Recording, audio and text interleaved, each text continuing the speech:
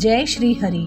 स्वागत है आपका दिव्यवाणी पर। आज हम सुनेंगे श्री सत्यनारायण भगवान की कथा, जो विशेषकर गुरुवार के दिन की जाती है। यह व्रत और कथा जीवन में सुख, शांति और समृद्धि का वरदान देती है। कहा जाता है कि सत्यनारायण भगवान की कथा सुनने और सुनाने से मनुष्य के जीवन के सभी कष्ट दूर हो जाते हैं। तो आइए हम सब मिलकर इस पावन कथा का श्रवण करें और अपने जीवन को दिव्यता से भरें। इस एक ही कथा के अंतर्गत हमें 4 अलग अलग कथाएं सुनाई जाती है। प्रत्येक कथा अपने आप में एक सीख, एक संदेश और एक दिव्य अनुभव समेटे हुए है।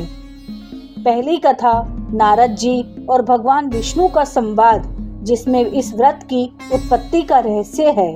दूसरी कथा गरीब ब्राह्मण की, जिसमें दरिद्रता से मुक्ति का उपाय है।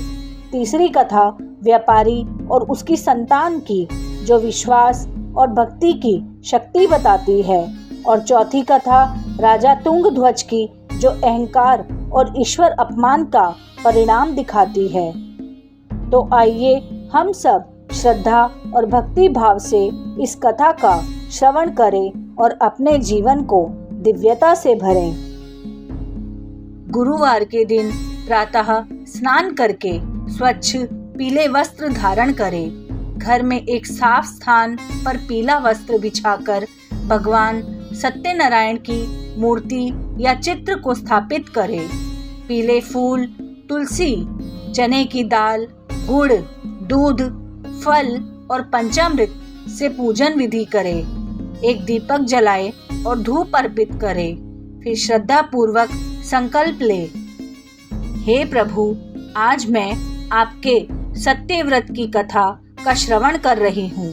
आपकी असीम कृपा से मेरे जीवन और परिवार में सुख, शांति और समृद्धि का वास हो। आइए पहली कथा प्रारंभ करते हैं। नारद जी और भगवान विष्णु की कथा।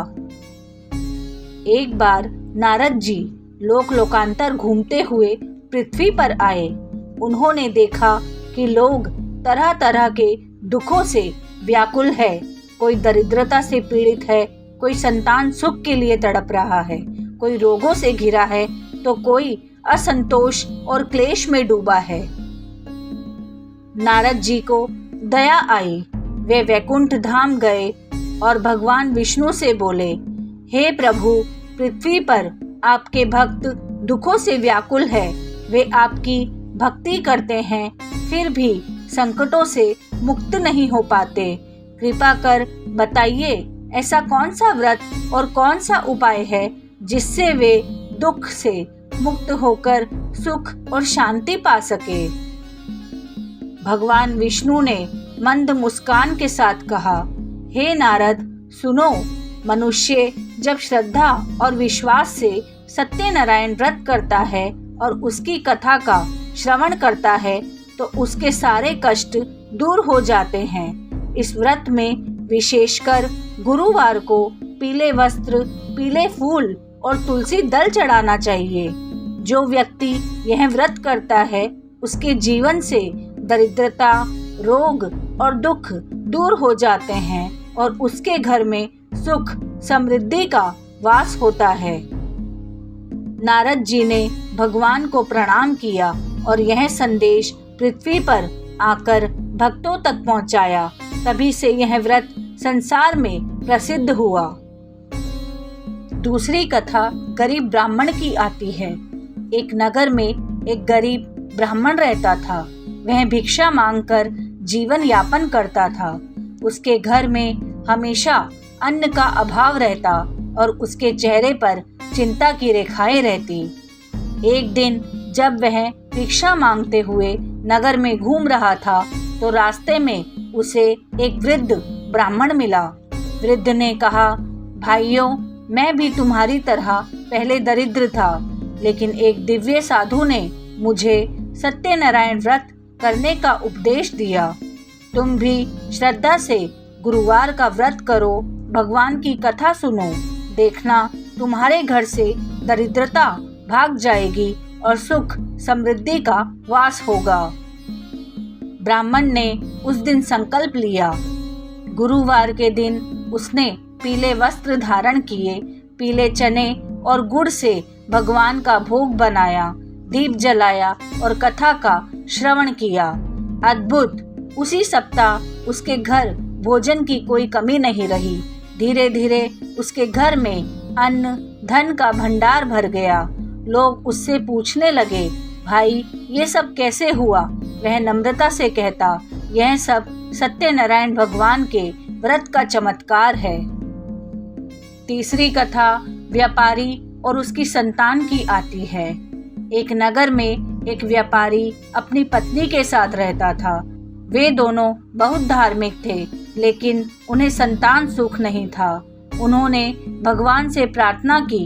एक दिन किसी संत ने उन्हें उपदेश दिया, तुम सत्यनारायण व्रत करो, कथा सुनो और हर गुरुवार को पीला अन्न और वस्त्र दान करो। व्यापारी ने व्रत किया। कुछ ही समय बाद भगवान की कृपा से उसके घर एक सुंदर बालक ने जन्म लिया। उसके जीवन में आनंद छा गया। लेकिन समय बीतने पर व्यापारी व्यापार में व्यस्त हो गया। एक दिन उसने सोचा, आज बहुत बड़ा सौदा करना है, व्रत बाद में कर लूंगा। उसने व्रत टाल दिया। फलस्वरूप उसी दिन उसके जहाज डूब गए, व्यापार में भारी हानि हुई और पुत्र रोग से पीड़ित हो गया। पत्नी रोते हुए बोली, आपने व्रत टालकर बड़ी गलती की है, भगवान नाराज हो गए। व्यापारी को अपनी भूल का एहसास हुआ। उसने फिर से पूरे श्रद्धा भाव से व्रत किया, कथा सुनी और भगवान से क्षमा मांगी। भगवान ने प्रसन्न होकर उसकी सारी हानियां दूर की, पुत्र का रोग मिटा और व्यापार में फिर से समृद्धि आई। चौथी कथा राजा तुंगध्वज की आती है। एक नगर में तुंगध्वज नाम का राजा था। वह ईश्वर में विश्वास नहीं करता था। जब उसके नगरवासी कथा करते तो वह उपहास उड़ाता और कहता, ये सब व्यर्थ की बातें हैं, इससे कोई लाभ नहीं होता। एक बार नगर में कथा का आयोजन हुआ। राजा वहां आया और बोला, तुम लोग मूर्ख हो, एक कथा से भला किसका भाग्य बदल सकता है? लोगों ने कहा, हे राजन, हम आपकी बुद्धि पर संदेह नहीं करते, लेकिन यह भगवान का व्रत है, इसका चमत्कार हमने स्वयं अनुभव किया है। लेकिन राजा ने उपहास करते हुए कथा स्थल छोड़ दिया। थोड़े ही समय में उसके राज्य में भयंकर अकाल पड़ा। लोग भुखमरी से मरने लगे। धन और अन्न समाप्त हो गया। राजा स्वयं भी चिंतित रहने लगा।